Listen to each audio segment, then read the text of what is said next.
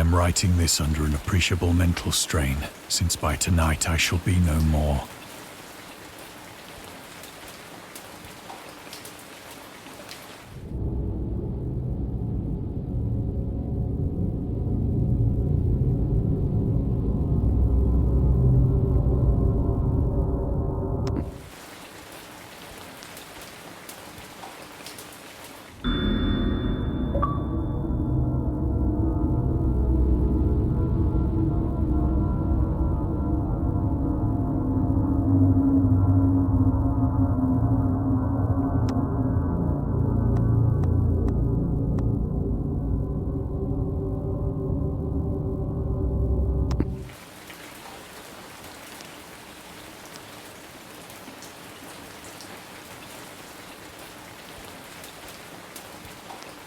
Penniless, and at the end of my supply of the drug which alone makes life endurable, I can bear the torture no longer, and shall cast myself from this garret window into the squalid street below. Do not think from my slavery to morphine that I am a weakling or a degenerate. When you have read these hastily scrawled pages, you may guess, though never fully realize, why it is that I must have forgetfulness or death.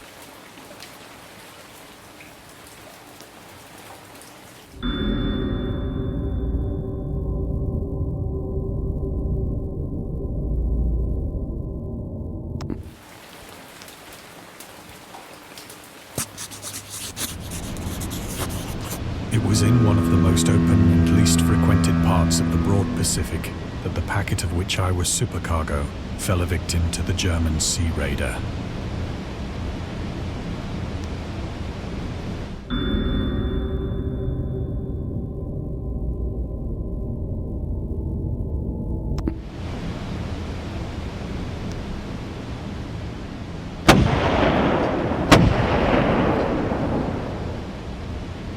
The Great War was then at its very beginning, and the ocean forces of the Hun had not completely sunk to their later degradation.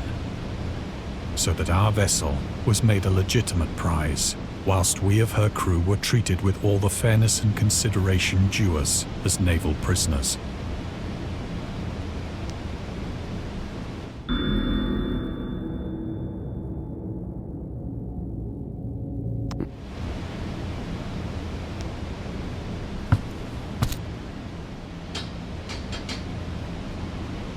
So liberal, indeed, was the discipline of our captors, that 5 days after we were taken, I managed to escape alone in a small boat with water and provisions for a good length of time.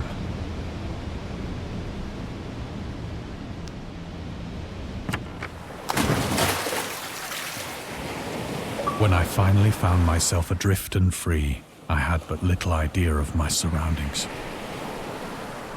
Never a competent navigator, I could only guess vaguely by the sun and stars that I was somewhat south of the equator. Of the longitude, I knew nothing, and no island or coastline was in sight.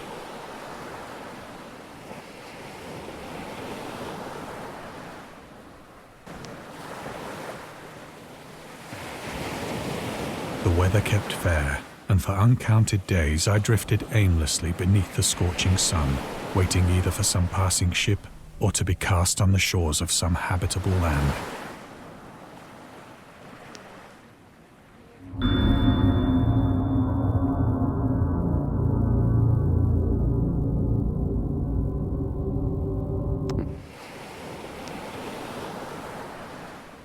But neither ship nor land appeared, and I began to despair in my solitude upon the heaving vastness of unbroken blue. The change happened whilst I slept. Its details I shall never know, for my slumber, though troubled and dream-infested, was continuous.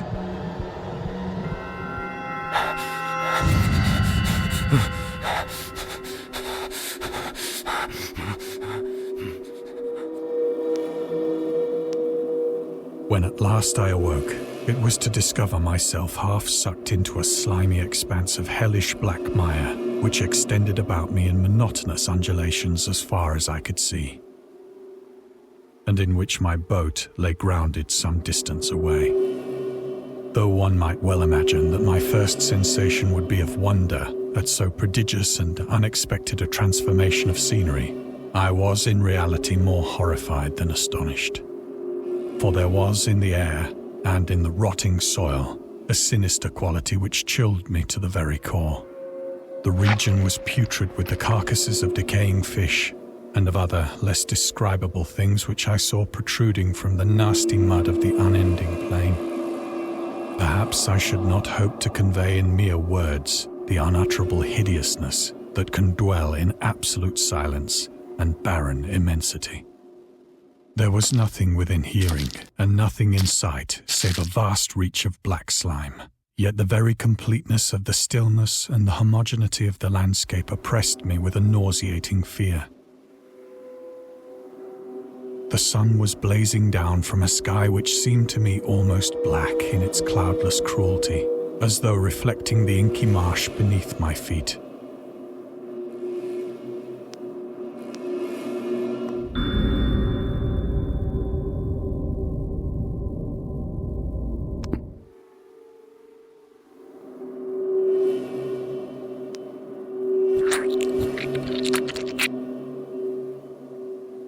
As I crawled into the stranded boat, I realized that only one theory could explain my position. Through some unprecedented volcanic upheaval, a portion of the ocean floor must have been thrown to the surface, exposing regions for which innumerable millions of years had lain hidden under unfathomable watery depths. So great was the extent of the new land which had risen beneath me that I could not detect the faintest noise of the surging ocean, straining my ears as I might. Nor were there any seafowl to prey upon the dead things.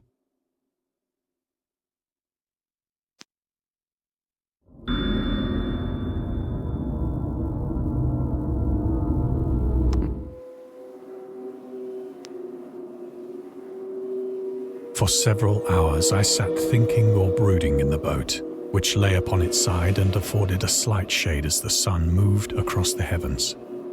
As the day progressed, the ground lost some of its stickiness and seemed likely to dry sufficiently for traveling purposes in a short time. That night I slept but little, and the next day I made for myself a pack containing food and water, preparatory to an overland journey in search of the vanished sea and possible rescue.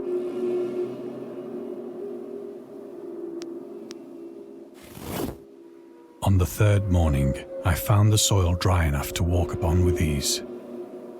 The odor of the fish was maddening, but I was too much concerned with graver things to mind so slight an evil, and set out boldly for an unknown goal.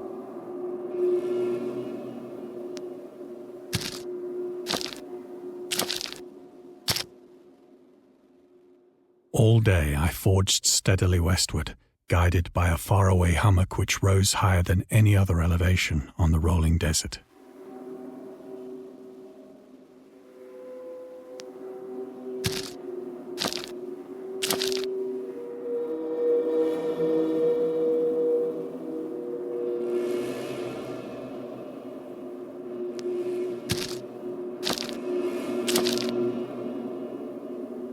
That night, I encamped, and on the following day still travelled toward the hummock, though that object seemed scarcely nearer than when I had first espied it.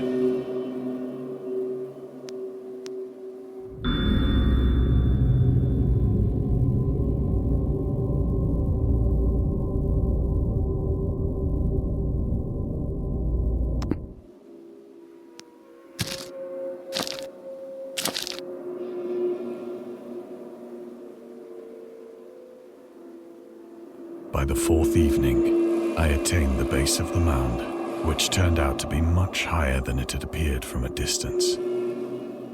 An intervening valley setting it out in sharper relief from the general surface. Too weary to ascend, I slept in the shadow of the hill. I know not why my dreams were so wild that night, but ere the waning and fantastically gibbous moon had risen far above the eastern plain, I was awake in a cold perspiration, determined to sleep no more. Such visions as I had experienced were too much for me to endure again. And in the glow of the moon I saw how unwise I had been to travel by day. Without the glare of the parching sun, my journey would have cost me less energy. Indeed, I now felt quite able to perform the ascent which had deterred me at sunset. Picking up my pack, I started for the crest of the eminence.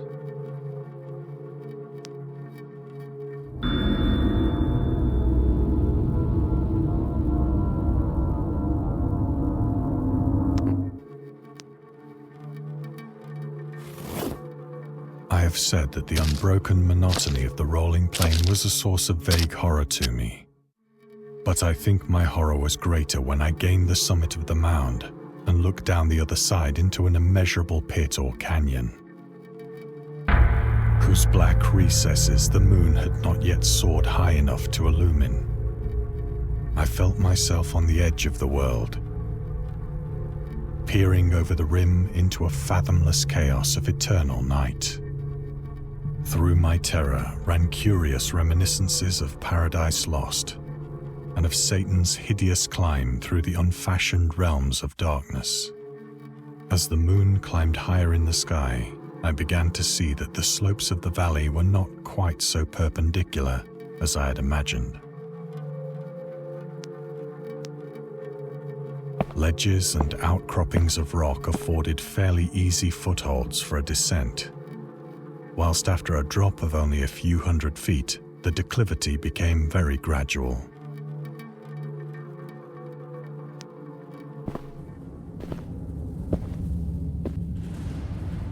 Urged on by an impulse which I cannot definitely analyze, I scrambled with difficulty down the rocks and stood on the gentler slope beneath, gazing into the Stygian deeps where no light had yet penetrated. All at once, my attention was captured by a vast and singular object on the opposite slope, which rose steeply about 100 yards ahead of me. An object that gleamed whitely in the newly bestowed rays of the ascending moon.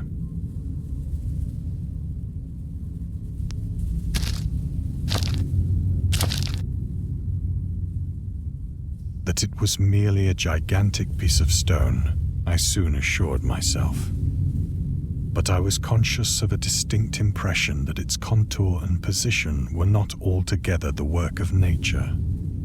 A closer scrutiny filled me with sensations I cannot express.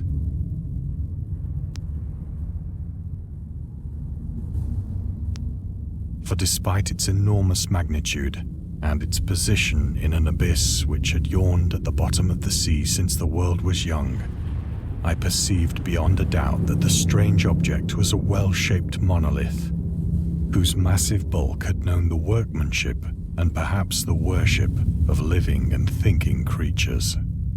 Dazed and frightened, yet not without a certain thrill of the scientist's or archaeologist's delight, I examined my surroundings more closely.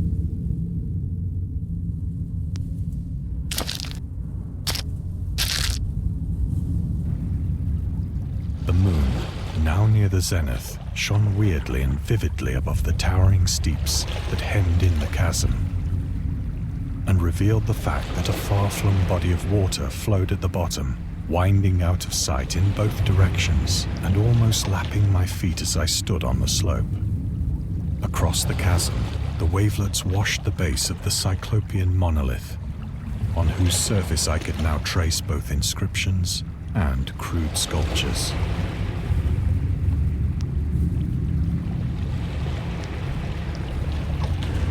The writing was in a system of hieroglyphics unknown to me and unlike anything I'd ever seen in books, consisting for the most part of conventionalized aquatic symbols such as fishes, eels, octopi, crustaceans, mollusks, whales, and the like. Several characters obviously represented marine things which are unknown to the modern world, but whose decomposing forms I had observed on the ocean-risen plain. It was the pictorial carving, however, that did most to hold me spellbound.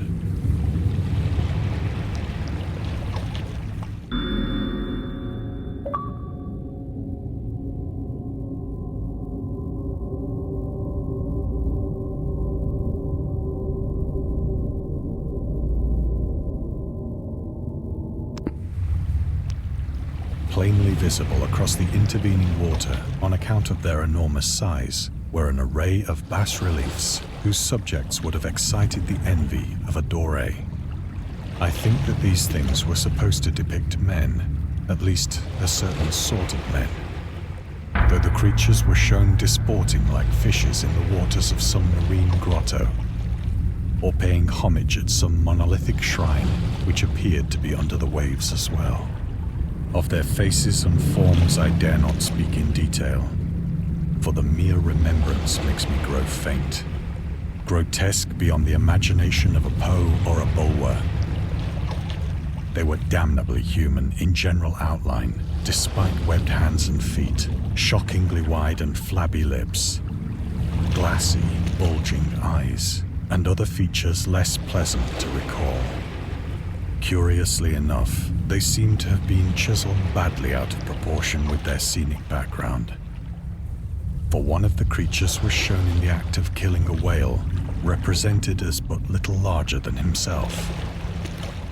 I remarked, as I say, their grotesqueness and strange size, but in a moment decided that they were merely the imaginary gods of some primitive fishing or seafaring tribe. Some tribe whose last descendant had perished eras before the first ancestor of the Piltdown or Neanderthal man was born.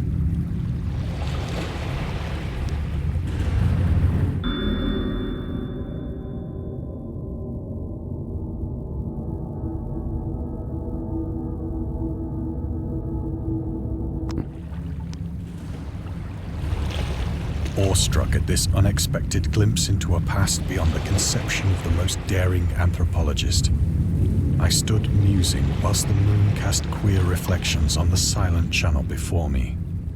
Then, suddenly, I saw it. With only a slight churning to mark its rise to the surface, the thing slid into view above the dark waters. Polyphemus-like and loathsome, it darted like a stupendous monster of nightmares to the monolith, about which it flung its gigantic scaly arms, the while it bowed its hideous head and gave vent to certain measured sounds.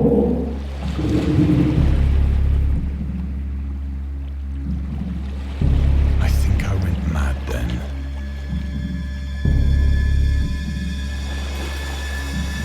Of my frantic ascent of the slope and cliff, and of my delirious journey back to the stranded boat, I remember little.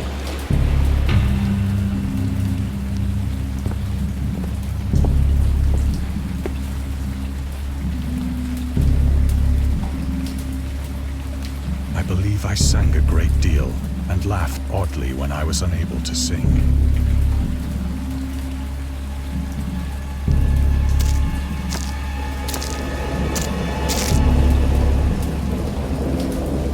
Indistinct recollections of a great storm sometime after I reached the boat. At any rate, I know that I heard pearls of thunder and other tones which nature utters only in her wildest moods.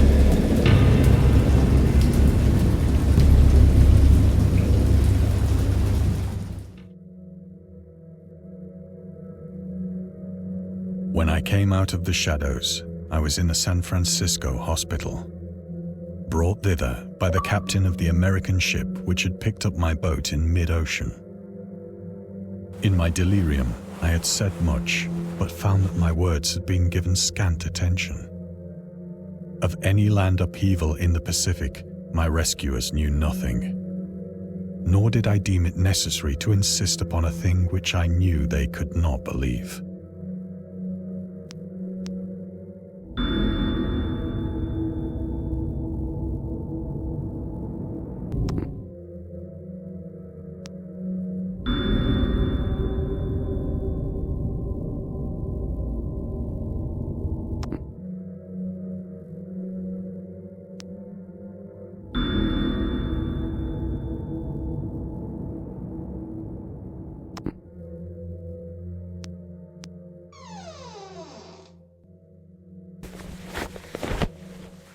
Once I sought out a celebrated ethnologist and amused him with peculiar questions regarding the ancient Philistine legend of Dagon, the fish god.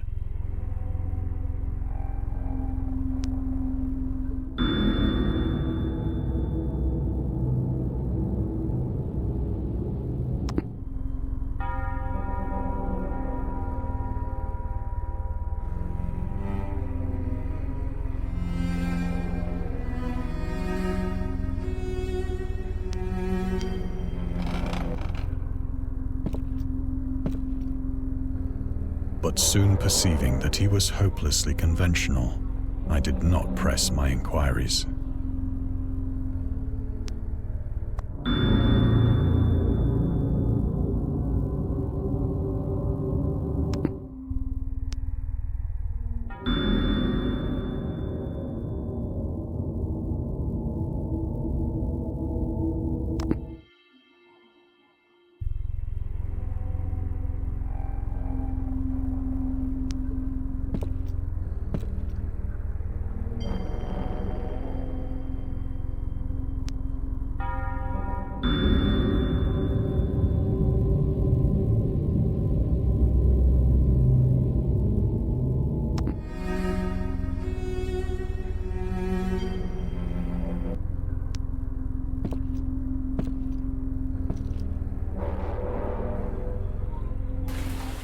It is at night, especially when the moon is gibbous and waning, that I see the thing.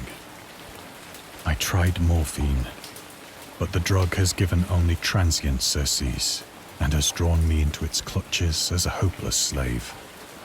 So now I am to end it all, having written the full account for the information or the contemptuous amusement of my fellow men.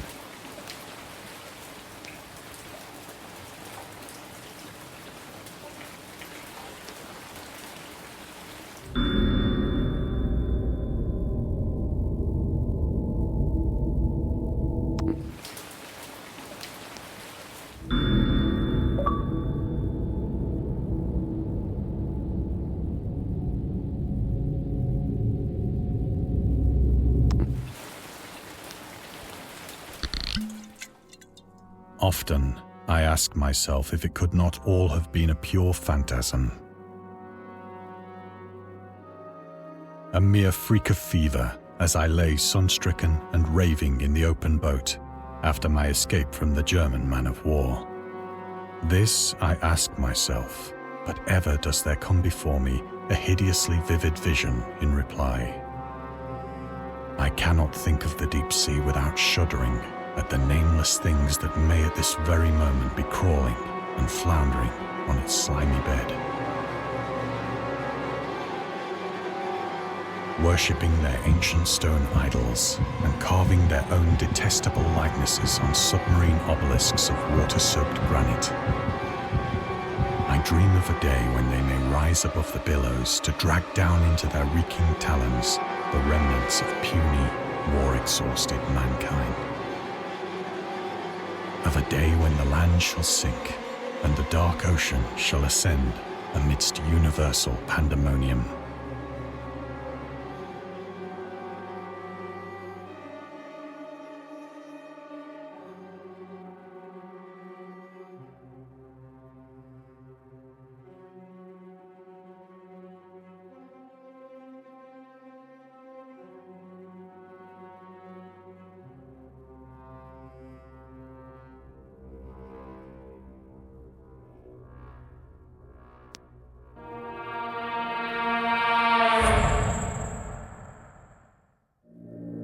The end is near.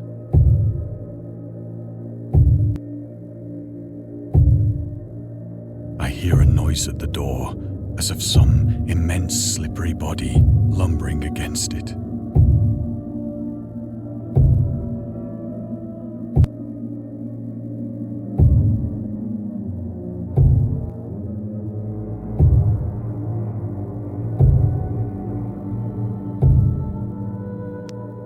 It shall not find me.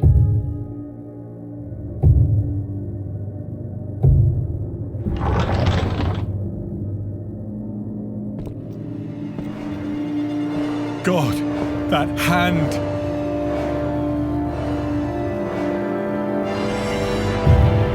The window! The window!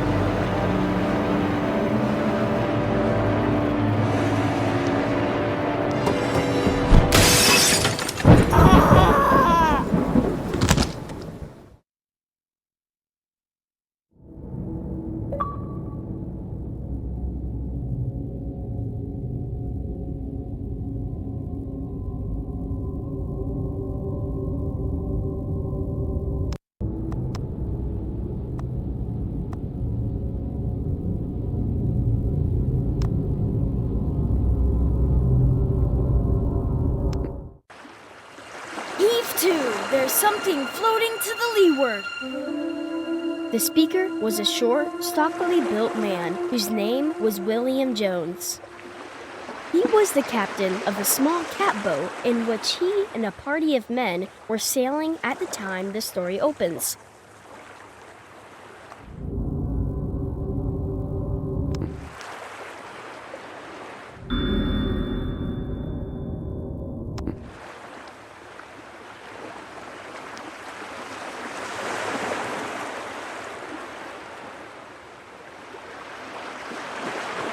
"Aye, aye, sir," answered John Towers, and the boat was brought to a standstill. Captain Jones reached out his hand for the object, which he now discerned to be a glass bottle. "Nothing but a rum flask that the men on the passing boat threw over," he said. But from an impulse of curiosity, he reached out for it.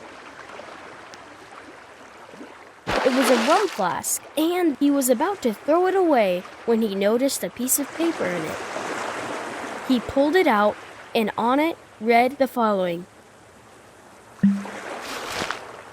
January 1st, 1864. I am John Jones, who writes this letter. My ship is fast sinking with the treasure on board. I am where it is marked on the enclosed chart. Captain Jones turned the sheet over, and the other side was a chart. On the edge were written these words: Dotted lines represent course we took. Towers, said Captain Jones excitedly, read this. Towers did as he was directed. I think it would pay to go, said Captain Jones. Do you? Just as you say, replied Towers. We'll charter a schooner this very day, said the excited captain. All right, said Towers.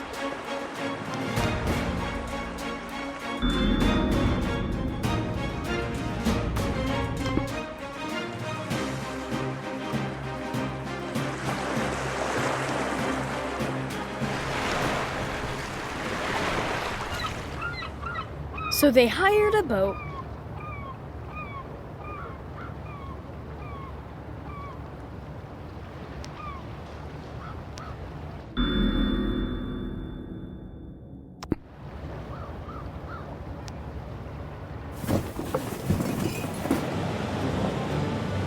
And started off, governed by the dotted lines of the chart.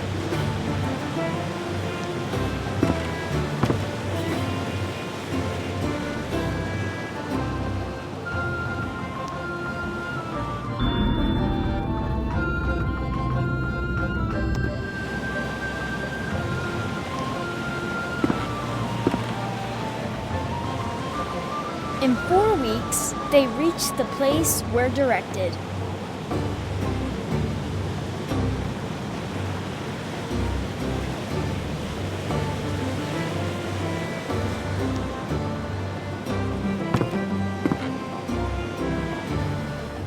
And the divers went down.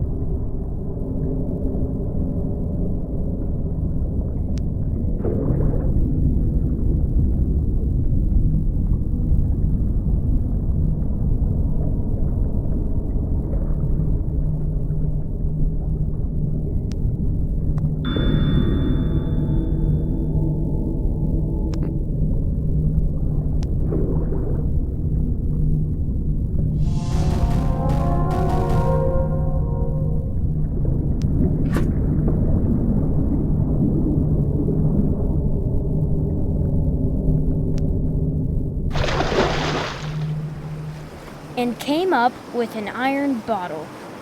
They found in it the following lines scribbled on a piece of brown paper.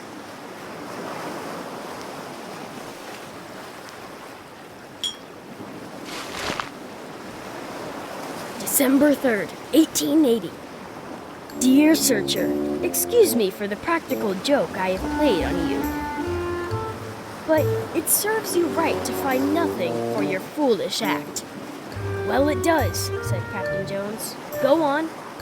However, I will defray your expenses to and from the place you found your body. I think it will be $250, so that amount you will find in an iron box. I know where you found the bottle because I put this bottle here and the iron box, and then found a good place to put the second bottle, hoping the enclosed money will defray your expenses some I close. Anonymous.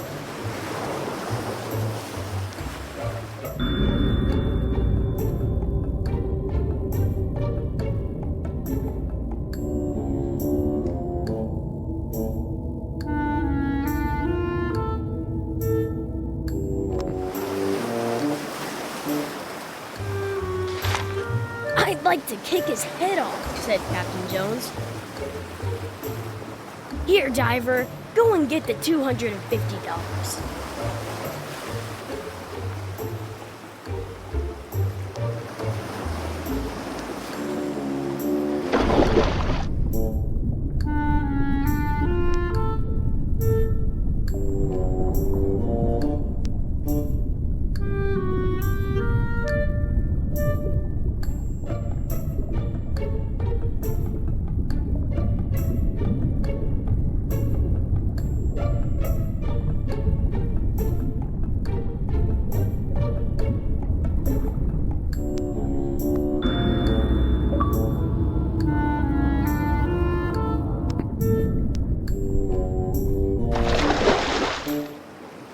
In a minute, the diver came up bearing an iron box.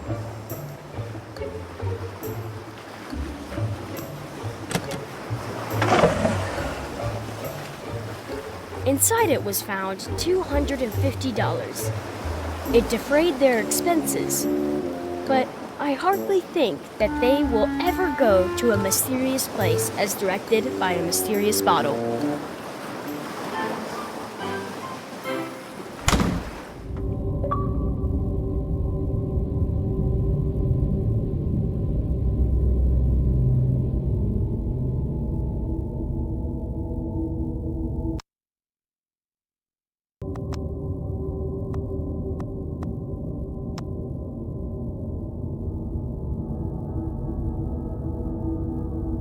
My dreams occasionally approached the fantastical in character, though falling somewhat short of coherence.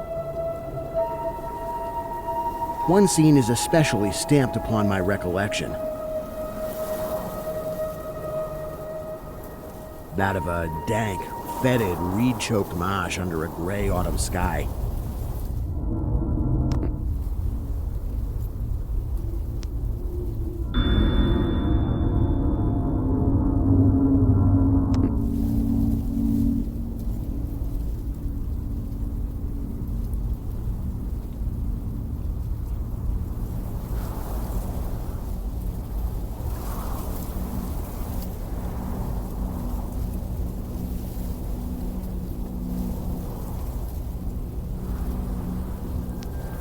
With a rugged cliff of lichen-crusted stone rising to the north.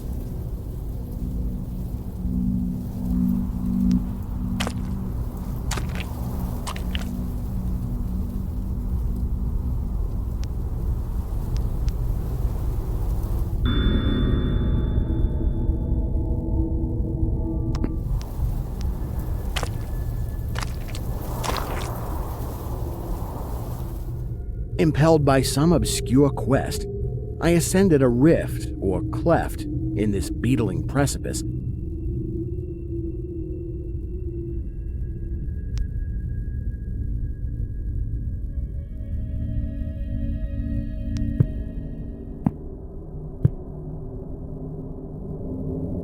Noting as I did so the black mouths of many fearsome burrows extending from both walls into the depths of the stony plateau.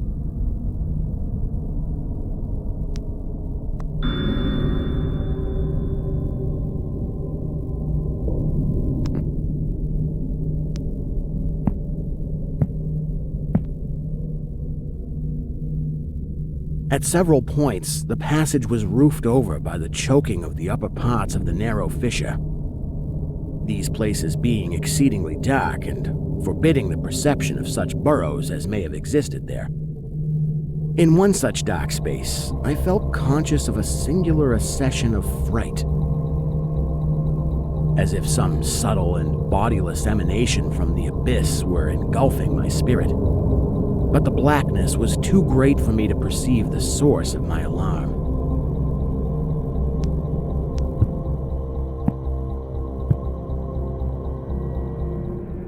At length, I emerged upon a tableland of moss-grown rock and scanty soil, lit up by a faint moonlight which had replaced the expiring orb of day.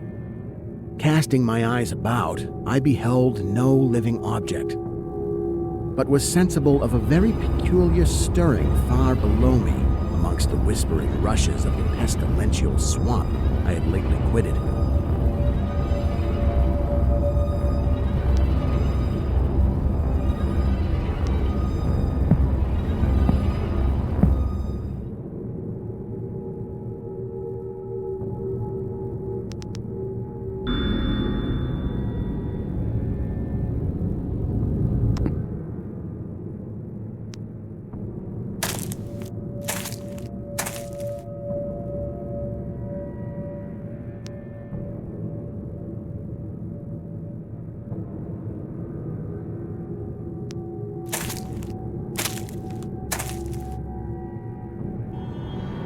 After walking for some distance, I encountered the rusty tracks of a street railway and the worm-eaten poles which still held the limp and sagging trolley wire.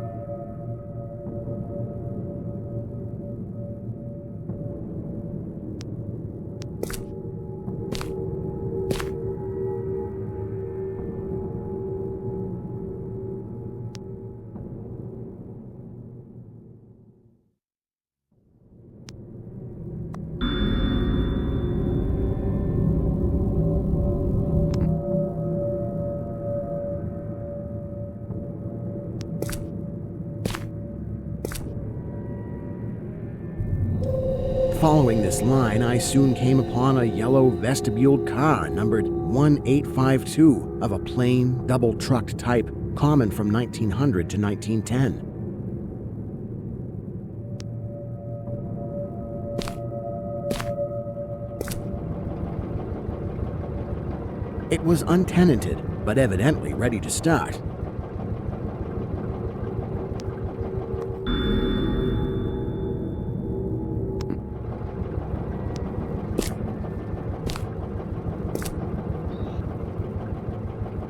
The trolley being on the wire and the air brake pump now and then throbbing beneath the floor.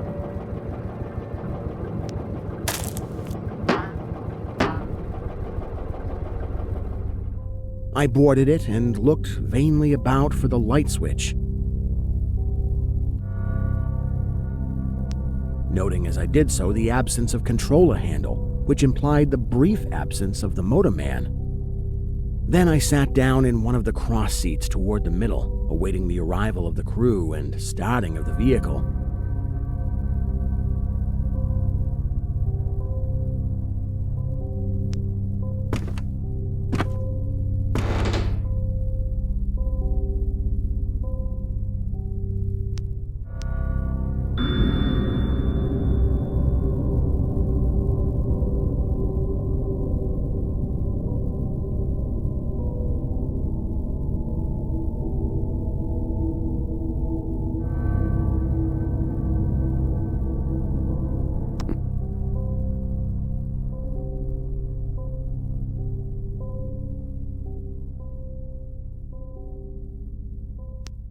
Presently, I heard a swishing in the sparse grass toward the left and saw the dark forms of two men looming up in the moonlight.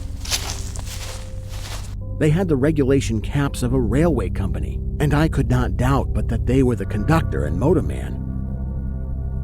Then one of them sniffed with singular sharpness and raised his face to howl at the moon. The other dropped on all fours to run toward the car. I leapt up and at once raced madly out of that car.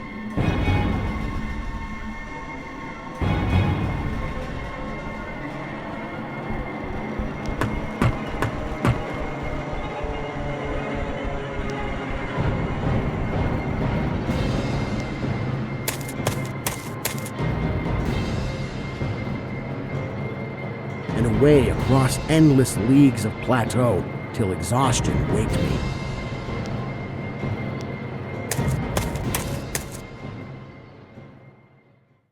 Doing this not because the conductor had dropped on all fours, but because the face of the motorman was a mere white cone, tapering to one blood-red tentacle.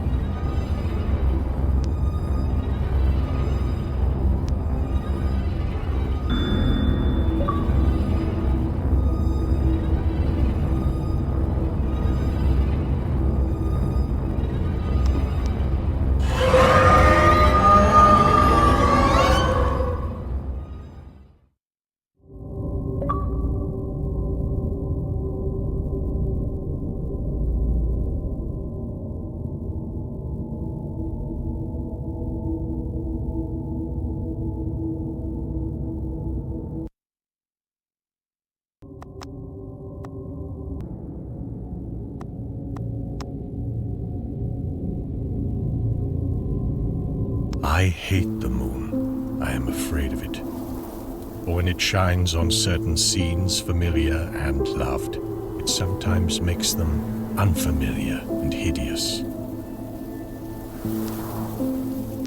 It was in the spectral summer when the moon shone down on the old garden where I wandered. The spectral summer of narcotic flowers and humid seas of foliage that bring wild and many-colored dreams.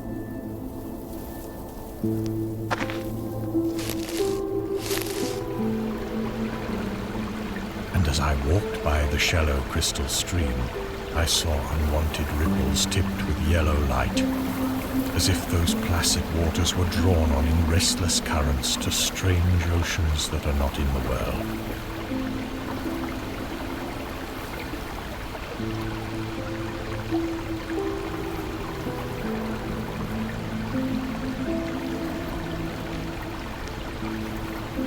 Silent and sparkling, bright and baleful, those moon-cursed waters hurried I knew not whither, whilst from the empowered banks, white lotus blossoms fluttered one by one in the opiate night wind and dropped despairingly into the stream, swirling away horribly under the arched carven bridge and staring back with the sinister resignation of calm, dead faces.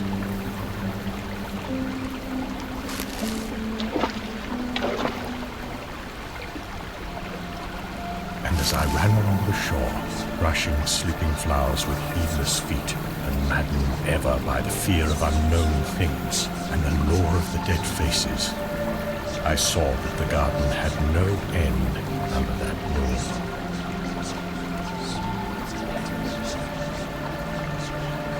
For where by day the walls were, there stretched now only new vistas of trees and paths, flowers and shrubs, stone idols and pagodas, and bendings of the yellow-litten stream past grassy banks and under grotesque bridges of marble. And the lips of the dead lotus faces whispered sadly and bade me to follow.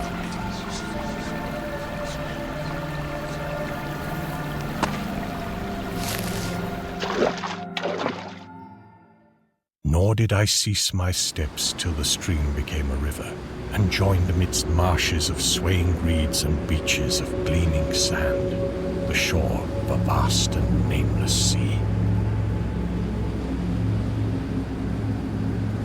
Upon that sea the hateful moon shone, and over its unvocal waves weird perfumes brooded. And as I saw therein the lotus faces vanish, I longed for nets that I might capture them and learn from them the secrets which the moon had brought upon the night.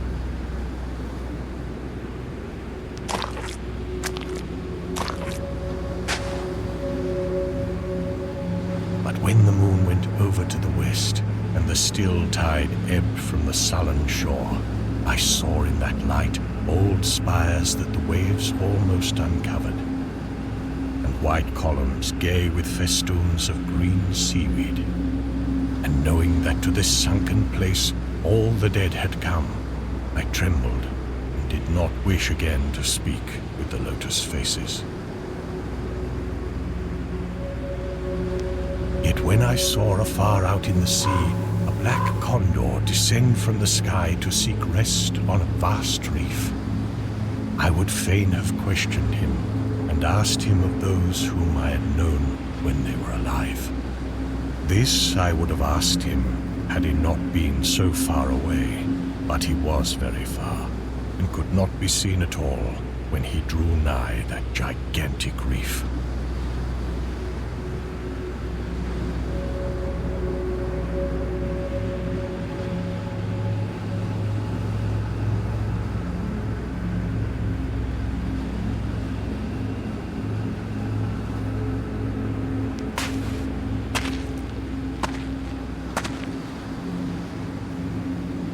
So I watched the tide go out under that sinking moon and saw gleaming the spires, the towers, and the roofs of that dead, dripping city.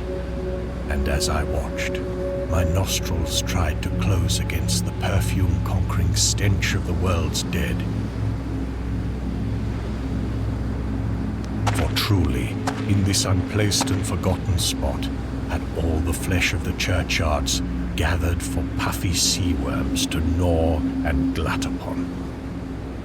Over those horrors the evil moon now hung very low, but the puffy worms of the sea need no moon to feed by. And as I watched the ripples that told of the writhing of worms beneath, I felt a new chill from afar out, whither the condor had flown, as if my flesh had caught a horror before my eyes had seen it. Nor had my flesh trembled without cause, for when I raised my eyes, I saw that the waters had ebbed very low, shewing much of the vast reef whose rim I had seen before.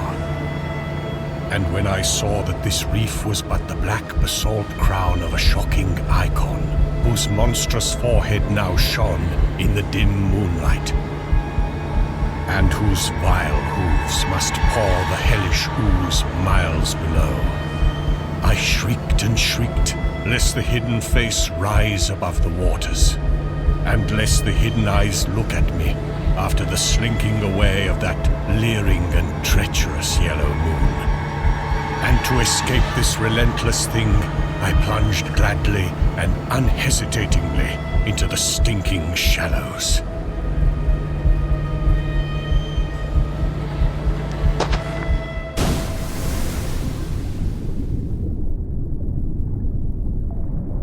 Where amidst weedy walls and sunken streets, fat sea worms feast upon the world's dead.